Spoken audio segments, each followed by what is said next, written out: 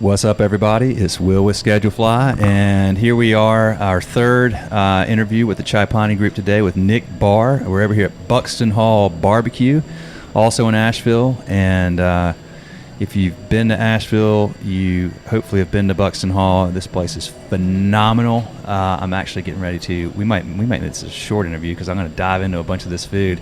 But Nick is a chef, kitchen manager here, and was kind enough to take some time to rap with me today. So thank you very much, Nick. Yeah, it's my pleasure. I'm looking forward to talking with you. All right, man. So we were just talking about working hard and playing hard, being part of the industry. What's your background in hospitality? My whole background, I guess, is in hospitality. You know, I started when I was 15 years old washing dishes and you know, slinging pizza and roasting oysters, and then I was down in the Piedmont in North Carolina, and I moved here to Asheville as a teenager and started working with Asheville Pizza Company, and just fell in love with service and food, really. You know, so hit a real deep place in my heart, and I fell in love with it, and I can't stop trying to take care of people, and I just love food, basically, you know. Love food and love taking care of people. You're in the right place. Yeah. How long have you been at Buxton Hall? I've been here going on 2 years now. How long has Buxton been open? This will be our fourth year when we have our about 3.5 years right now. So, okay. Yeah. Gotcha. And I just, you know, I started working in restaurants when I was really young, and then couldn't get out, I guess. I just fell in love with it and ended up working at Wild Wing Cafe, which is a block down the street, for almost 11 years. Oh, wow. Kind of developed a taste for, you know, integrity in the food, and kind of got burnt out on the corporate side of things, and just felt like there's so much more to the service industry than just making money and trying to just get by, you know. So started my own condiment company a couple years after that, and using local ingredients, trying to get close to local agriculture and support local farmers, and kind of this particular area, maybe the mountains or the people, whatever it is, there's so much integrity here in the food, and so many good people that want to put the time and energy and the love into the food that's not, you know, commercial and industrial agriculture, I think, is kind of a burden.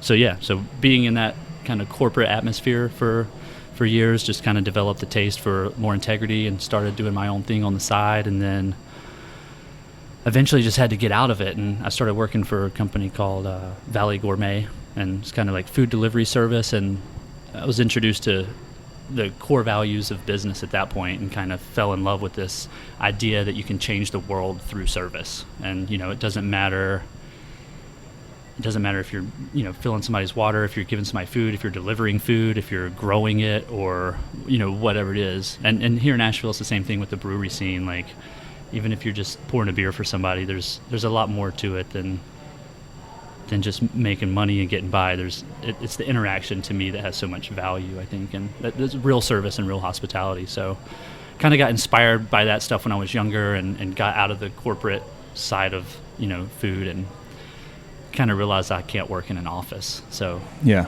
I started my own farm, you know, about 3 years ago, and market garden style, small scale agriculture, trying to get familiar with permaculture and kind of long-term solutions for being able to create integrity in a food system that can stay local. And that's really difficult to make money in. So I decided to get back into the industry, you know, and just kind of like everything kind of just fell into place one day, and I walked in the door and started talking to Elliot, and this Buxton Hall's kind of, I feel like everything that I've done maybe for most of my life has just kind of been leading me here to find something really important, you know.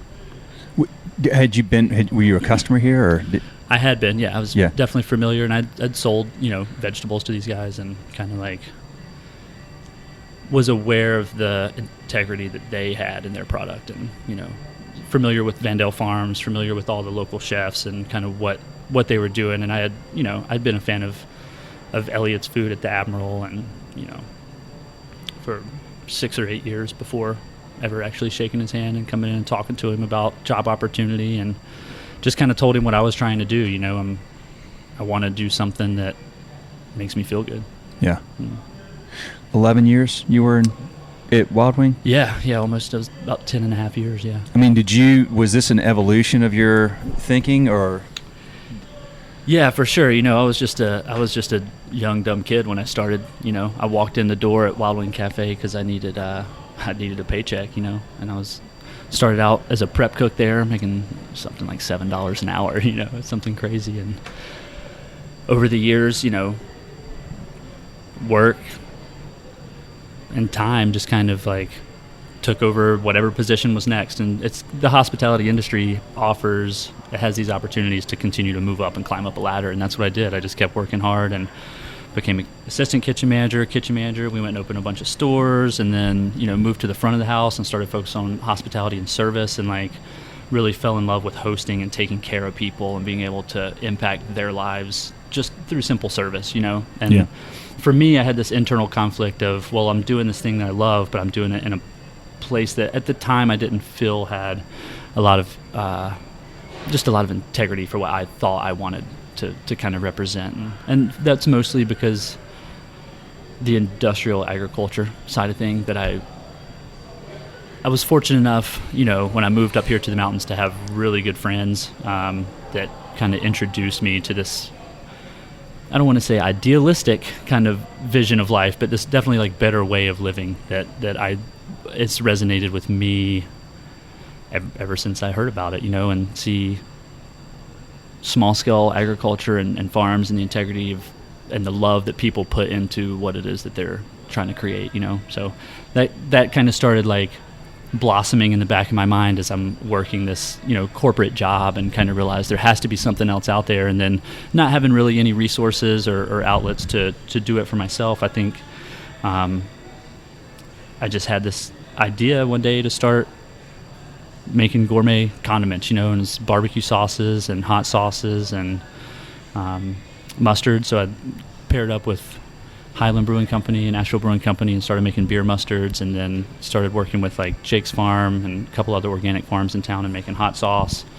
Going to Hendersonville and getting fresh apples, making apple butter, and like created this little condiment line with some friends of mine in the past, and kind of did that for 3 or 4 years and realized slinging wings is not what I wanted to be doing, Yeah. And you felt a lot more fulfilled with what you were doing on the side. Yeah, big time. Yeah. So, and that kind of that the taste of that, like, integrity, I guess, is just it's what I like to say. But I think the fulfillment also, and just feeling like I'm doing something that's wholesome. Yeah.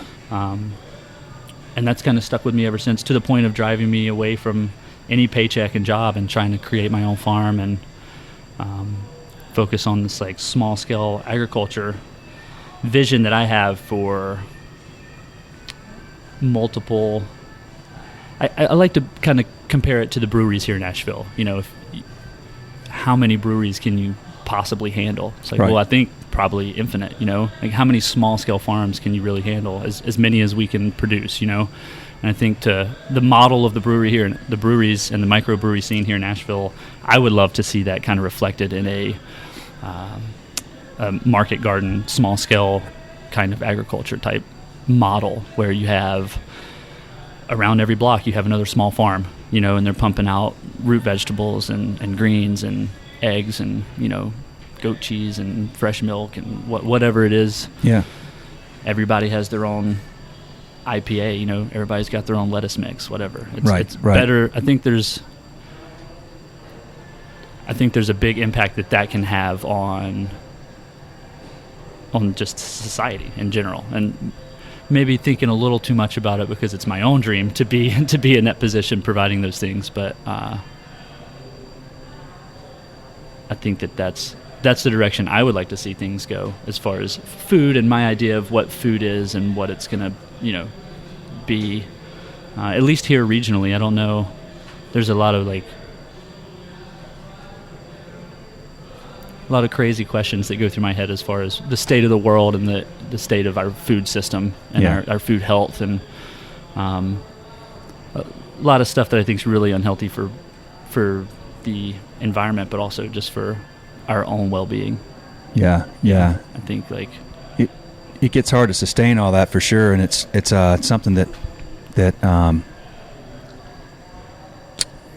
that requires a lot of change and a lot of deep thought and a lot of hard work. A lot of hard work. Yeah. A lot of hard work and a lot of support from other people that feel the same way. And well, talk about Buxton. I mean, talk about where you're. I mean, I've spoken to Elliot before. Talk a little bit about where you're sourcing your ingredients here and what his vision is for that and where he draws the line and. I think he kind of draws his own line, and before he even opened Buxton, the main goal was having healthy hogs. Having a healthy system that's providing the stuff. We could never bring in commodity hogs here and cook them, and it's the taste, sure, and it's the flavor, and but really it's just the value of what you're supporting. And that's kind of the reflective part of, recognizing that stuff when I was younger and kind of feeling that way. When I walked in the door here, I just knew that this is the type of place that I need to be, the type of place that I can support and work hard for. And it takes so much more work to raise those hogs. Larry and Kathleen, just like, they're 24/7, dude, and they're always available. And there's so much care and love that goes into that product and producing that it's just like, it carries over into the restaurant. It carries over into the employees. It carries over onto the customers. And it's the flavor, it's the integrity, it's all that, but it's also the feeling of knowing that you're doing something wholesome and not cutting corners and supporting other people, Yeah, for sure. So the first time I ever walked into Buxton Hall, I came in to sell them some lettuce mix, that I was growing in my garden, and I hadn't really known these guys very well, and you can just recognize it, you recognize the integrity when somebody's doing something right, and that's what we're doing here. We're cooking hogs almost 24/7, The time and the love that goes into it is pretty unmatchable, I think. Yeah. Yeah, there's other people out there doing the same thing, but I think what we're familiar with as barbecue, what we're familiar with as a pork chop when you're walking through a grocery store, that's not. I feel like there's a lot of exploitation that can happen with that type of industry, Yeah. And I think that when you find a place like Buxton Hall where everything has thought put into it, there's nothing that's just there for convenience. It's all thought through. There's so much time and energy that goes into every single thing that gets served here, from the drinks to the pastries to the barbecue. Everything has hours and hours and hours and hours put behind it. And then if you trace that back to the flour that we're using, getting from Farm and Sparrow and all the local ingredients, the hogs, that just thousands, hundreds of thousands of hours going into all this product just to give somebody an experience and to kind of let them see what it's like to really have something that's real and has integrity behind it and has care and thought put into it. And it's not just a commodity. It's not just something that it's happening for a reason, I think. Yeah. And how do you educate the guests on this? Well, from the back of the house, we love to bring them back and show them the hog cooler, with the hogs hanging, and kind of show them the smokers and what we're doing with the firebox, and talk to them about the wood and where the wood comes from, and show them the process. Let them kind of explain to them how, nothing on that hog gets wasted. Everything gets used, and rendering off. We have barbecue, but then you've got all the bones get made into hog stock, which are used to prepare our side dishes. All the fat we render off and use that in our pastry, pie crusts, or all the. I mean, you really use literally every bit of it. Yeah, just everything. I mean, the ears, the skins, all made into dog treats. Like, there's just. When you have something that has so much time and energy and thought put into it, you can't throw it in a trash can. You have to, I think same thing kind of I was talking earlier. It's like the model for this, like a way to improve systems that we rely upon, whether that's, food or drink, obviously everybody can connect on. But when you have that like integrity, it makes it so much more valuable. to kind of hold on to it and to remember it and to keep it close to you, I think. Absolutely. What have you learned from Elliot and the folks here since you've been here at Buxton Hall? Oh, man. I think the most I've learned is probably just stuff about myself.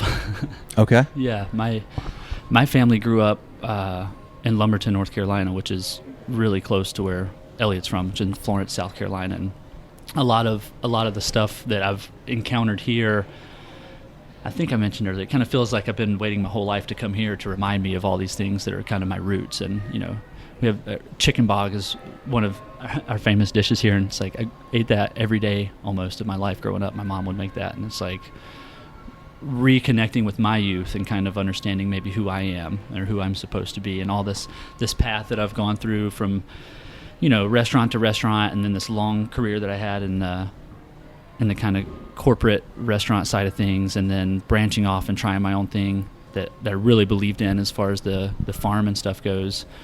I think that the most I've learned is reconnecting with myself and being honest with myself and kind of finding the things that I love and care about the most. Yeah. It's good to have an environment where you're able to do that. Yeah. The culture here is absolutely incredible. There's more of a family feeling here than I've really experienced, anywhere that I've been before. And I think it just kind of makes sense to pair that with the food, to have such a good, Chai Pani Restaurant Group is incredible. Everybody at Buxton Hall is incredible. It makes sense to pair those two things together. Yeah. For sure. I don't know that it could be any other way, really. It all just works sometimes. I don't know. Yeah. What do you enjoy the most about what you do every day? I think socializing, getting to know people. Yeah. One of my highlights every day is just talking to people, seeing people you care about, getting to know people, getting to know customers, watching customers eat the food. Yeah. Watch the look on their face when something beautiful sits down in front of them and they're just like, what? Yeah. Kinda that astonishment of getting something that has so much time and care put into it. And maybe they don't even recognize that it's there, but they know. Yeah. Like, you can just tell. Yeah. And when you take that first bite, there's there. You're not, it's not a drive-through. It's not really, you can't duplicate it. This is, you get something here and that's what you get. And it's the only place you're ever going to experience that. From the cocktails to the atmosphere, to the service, to whatever it is, this is where you get that. You're not going to find it anywhere else. And I think that uniqueness is amazing, but it's also maybe replicable through the care and the thought that's put into doing it. You could do the same thing with hamburgers or pizza if somebody's there to care about what they're doing and what they're standing up for and the values that they choose to operate under. Yeah. But yeah, I think socializing, getting to know people. The food that's a given. It's the best thing that we can all sit down and relate to. Any person in the world, we can all sit down at a table and share food, and we all know if it is terrible, and we can all feel it if it's great, even if we're not. You don't have to be a foodie to sit down and know that what you're feeling and experiencing is incredible. So. Well, look, you're. It's neat to hear your story and to listen to how you've, kind of come back to your roots, and you've learned a lot about yourself, and you learned that what you didn't want, which you did for a long time, and kind of gradually began to realize that was not what you want, and now you're a part of something that you believe in. And when we believe in something, that's right. Value the stuff you don't want so that you can learn what you do want. That's right. Yeah, absolutely. Well, that's a good point. That's right. And now you're part of something that you do value a lot and you believe in, which means that you're, enjoying. I'm sure you work very hard, but enjoying that work and getting pleasure out of that work and getting fulfillment and able to. And I'm sure your work is probably better because of it. For sure, yeah. And having the opportunity to feel like I'm getting back to my roots is, awfully inspiring. Yeah. remember, a club sandwich I had when I was 6 years old at the first barbecue restaurant I ever went to, and this random memory pops into my head, just not searching for it, not asking for it. It just kind of happens, or finding inspiration from whatever other people love. You know, somebody loves a certain type of food. That's what I want to make. I want to satisfy others. I want to. Right. I want to give them the flashback from when they were 6 years old, sitting at their first barbecue restaurant, or whatever that is. Whatever their experience can be, or people share things with me. And one of my favorite things to do here is to make family meal. We feed the staff twice a day before every shift service starts, and taking things that that they enjoy, and then kind of replicating that and sharing it with everybody. Yeah. And it gives it that home feeling. Y'all do that before every shift? Yeah, twice a day. Wow. Before every service. You call it family meal? Family meal, yeah. That's cool. Do y'all sit down and eat together? Absolutely, yeah. Usually 15 or 20 minutes. We'll go over lineup, talk about the menu, and whatever promotional stuff's going on. But yeah, everybody can't work on an empty stomach. That's awesome. Yeah. That's really cool. Yeah. That's really cool. Yeah, I love that. And then the inspiration for that comes from really just loving everybody that I work with, and making sure to keep their bellies full, I hear you, man. I hear you. Can't work hard on an empty stomach. So. No, speaking of that, I've got an empty stomach right now, so I want to... Now, I've been here before, and I've even got my shirt on, my Buxton Hall shirt. I love the barbecue. I'm a pulled pork barbecue fan, always have been. However, I understand that your chicken sandwich is tremendous. Just was interviewing Marwan, and he was when we got done, he was telling me I've got to try that, so I got to dive into one of those. Yeah, it's world class. I kind of get a little upset sometimes. You get a ticket with 15 chicken sandwiches on it. Nobody gets barbecue. What are we doing here? No, it's Elliot worked at Chick-fil-A for I think 9 or 10 years when he was growing up. I forgot about that. Which is kind of ironic. I made the connection when he told me that, and I learned about it. It's like, oh, sweet. Well, I don't feel so embarrassed now, or so that I worked at a corporate chicken wing place for 10 years. Like, all right, there's a lot to learn, and a lot to learn from. Yeah. And, so. Well, we'll learn about what you like and what you don't like about sure. And the business side, there's a lot of positive stuff that came from all that, and I'm sure he learned a lot about that stuff during his experience too. But the chicken sandwiches are world class, I'd say. All right, hard to beat. Let's get I'll make you one. All right, man. Good stuff. Enjoyed it very much, Nick. Cool. Thanks a lot. All right, man. Nice talking to you.